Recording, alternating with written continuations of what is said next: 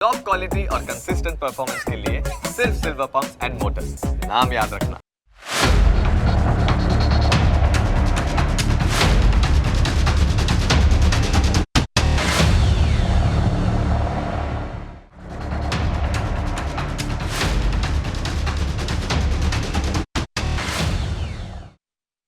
ભારતની મદદથી જ બાંગ્લાદેશનો જન્મ થયો.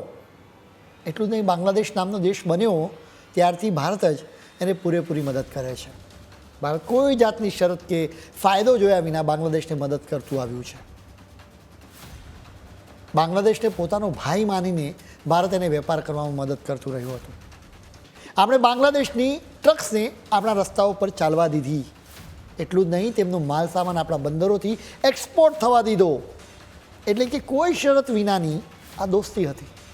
જોકે બાંગ્લાદેશ તો હવે ચીનના ખોળામાં બેસી ગયું છે. યુનુસને તો વિશ્વાસઘાત કરવાની આદત અને આવડત પણ છે. તેમણે બાંગ્લાદેશની મુલાકાત દરમિયાન ચીનની મુલાકાત દરમિયાન કહ્યું હતું કે પૂર્વોત્તર ભારત તો ચારે બાજુથી જમીનથી ઘેરાયેલું છે, એટલે બાંગ્લાદેશ જ એકમાત્ર સમુદ્રનું સંરક્ષક છે. યુનુસે જે થાળીમાં ખાધું એમાં જ છેદ કર્યો. તેમણે સમજવું જોઈતું હતું કે બાંગ્લાદેશનું ઇન્ફ્રાસ્ટ્રક્ચર ભારતે જ ઊભું કર્યું છે. ભારતની ગુડવિલથી જ બાંગ્લાદેશની ઇકોનોમી ચાલે છે. હવે યુનુસે એક રીતે ભારતના પૂર્વોત્તર ભાગ પર કંટ્રોલ કરવા માટે ચીનને સીધું આમંત્રણ આપી દીધું છે. એના કારણે સ્વાભાવિક રીતે ભારત સતર્ક થઈ ગયું છે. યુનુસે ભારતને ઉશ્કેરવાની ખૂબ કોશિશ કરી, જોકે ભારતની લીડરશિપ ઉશ્કેરાઈ નથી. અલબત્ત બાંગ્લાદેશને જવાબ અચૂક આપ્યો છે. તેમણે બાંગ્લાદેશને ભાષણોથી જવાબ નથી આપ્યો, ડાયરેક્ટ એક્શન લેવામાં આવી છે.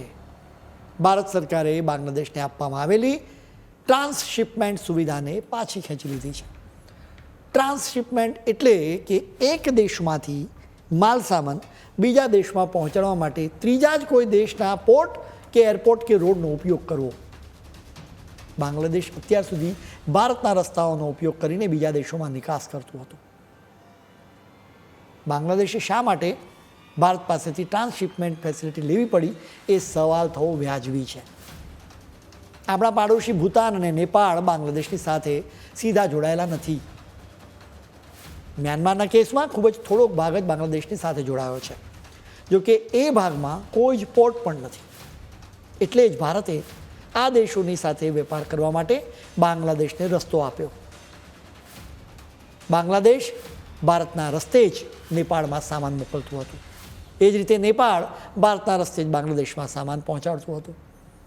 હવાઈ રૂટથી માલ સામાન મોકલવામાં ખૂબ જ ખર્ચ થાય છે, પણ એ બાંગ્લાદેશ તો ગરીબ દેશ છે. તેના ધંધા રોજગાર ચાલતા રહે એના માટે ભારતે રસ્તો કરી આપ્યો હતો. જોકે હવે યુનુસે એના બદ ઇરાદા જાહેર કરતા ભારતે આ રસ્તો બંધ કરી દીધો છે, જેના કારણે બાંગ્લાદેશને હજારો કરોડ રૂપિયાનું નુકસાન થશે. બાંગ્લાદેશમાંથી સામાન આ દેશોમાં નહીં જઈ શકે. ભારતે કોઈ જાતનો હંગામો મચાવ્યા વિના બાંગ્લાદેશને જવાબ આપ્યો. જોકે એની અસર જબરજસ્ત થશે. ભારતે સત્તાવાર રીતે બિલકુલ કહ્યું નથી કે યુનુસે પૂર્વોત્તર ભારત પર દાનત બગાડી એટલે અમે આ પગલું લીધું છે. જોકે સત્તાવાર રીતે તો ભારતે કહ્યું છે કે બાંગ્લાદેશને આપવામાં આવેલી ટ્રાન્સશિપમેન્ટ સુવિધાના કારણે ભારતના એરપોર્ટ અને પોર્ટ પર ખૂબ જ લોડ વધી ગયો હતો, જેના કારણે ભારતની પોતાની નિકાસમાં પ્રોબ્લેમ થઈ રહ્યો છે. અને એટલા માટે જ 8મી એપ્રિલથી આ સુવિધા પાછી ખેંચી લેવામાં આવી છે. ભારત રિસ્પોન્સ આપવામાં બિલકુલ ઉશ્કેરાયું નહોતું, સ્ટ્રેટેજિક રીતે જવાબ આપ્યો છે.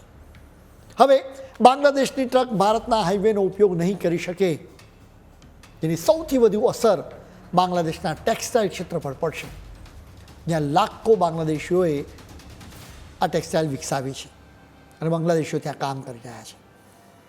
આ માત્ર વેપાર માટેનો રૂટ બંધ કરવાની વાત નથી. જોકે ભારતે જીઓપોલિટિક્સની દિશા જ બદલી નાખી છે. ભારતે દુનિયાને બતાવી દીધું છે કે એશિયામાં ખંડનો સંરક્ષક કોણ છે. પૂર્વોત્તર ભારતને જમીનથી ઘેરાયેલો પ્રદેશ કહેવાની અને બાંગ્લાદેશ એ એરિયાનો એકમાત્ર સંરક્ષક દેશ હોવાની વાતો કરવાની સજા યુનુસને આપી દેવામાં આવી છે. ભારતે બાંગ્લાદેશ માટે વેપારનો રૂટ બંધ કરીને એક મેસેજ પણ આપ્યો છે. આ મેસેજ એ છે કે બાંગ્લાદેશ હજુ સુધી સુધરે નહીં તો ભારત એને વધારે સજા પણ આપી શકે છે, બલકે બાંગ્લાદેશમાં અંધારું પણ લાવી શકે છે. બાંગ્લાદેશને અદાણી ગ્રુપની કંપનીથી જ વીજળી મળી રહી છે.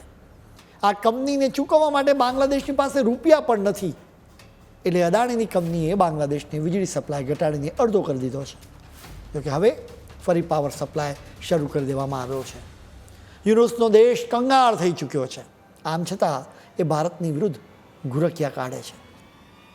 હવે ભારત બાંગ્લાદેશમાં વીજળી સપ્લાય જ બંધ કરાવી શકે છે.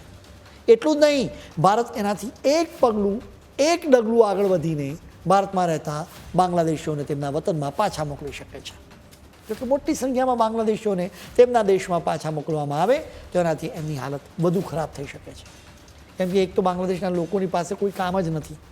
હવે ભારતે વેપારના રસ્તા બંધ કરી દીધા છે, એટલે જ બાંગ્લાદેશીઓની પાસે લૂંટ સિવાય કોઈ વિકલ્પ જ બચ્યો નથી. એટલે તેઓ કોઈને કોઈ બહાને લૂંટ મચાવી રહ્યા છે. જોકે આ બધા વચ્ચે સૌથી ચિંતાજનક સ્થિતિ બાંગ્લાદેશમાં રહેતા હિન્દુઓની છે. તેમના પર હુમલા વધી રહ્યા છે. બાંગ્લાદેશમાં કટ્ટરપંથીઓ, જેહાદીઓ અને આતંકવાદીઓથી હિન્દુઓને બચાવવાનો સૌથી મોટો પડકાર રહેલો છે.